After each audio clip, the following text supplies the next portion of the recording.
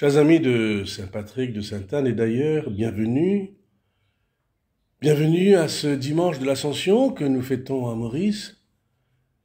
Et c'est un bonheur de vous parler de ce Jésus qui s'en va, qui part. Il faut qu'il parte pour qu'on ait la vie, pour que l'Esprit Saint vienne. Alors ce départ dans Saint Matthieu est marqué par plusieurs événements. Il retourne en Galilée. Alors on me demande, mais pourquoi la Galilée? Eh bien c'est là qu'il a commencé sa mission et c'est là qu'il termine sa mission. C'est pour dire la boucle est bouclée. Il a fait tout ce qu'il fallait faire. Il est parti de là et il revient à cet endroit qu'il a vu grandir. Tout est fait. Et maintenant, il peut partir. C'est comme s'il a accompli sa mission. Oui, la mission est accomplie et maintenant, il peut s'en aller pour que l'Église vive, puisse grandir, puisse prendre son envol. Il faut partir. Et en partant, bien sûr, il y a les doutes des disciples. Certains doutent. Ils doutent de quoi? Ils doutent qu'il est ressuscité. Ils doutent de ce qu'il est. Est-ce que c'est vraiment lui? Ils doutent de tout. Et alors, nous disons, oui, le doute reste.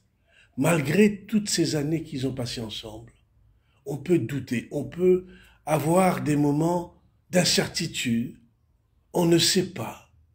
Et ce n'est pas l'absence de Jésus quand vous ne savez pas, quand nous ne savons pas. Ce n'est pas l'absence. Le doute, c'est un autre moyen où Jésus est présent avec nous parce que nous sommes blessés, nous sommes faibles, alors il est là avec nous.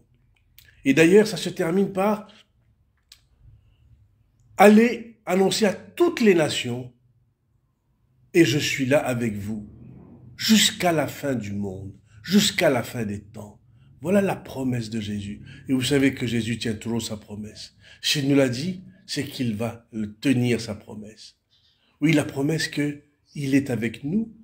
Et nous savons que dans tout ce que nous pouvons endurer dans la vie de chaque jour, dans tous nos chagrins, nos malheurs, dans tout ce que nous vivons, il est là.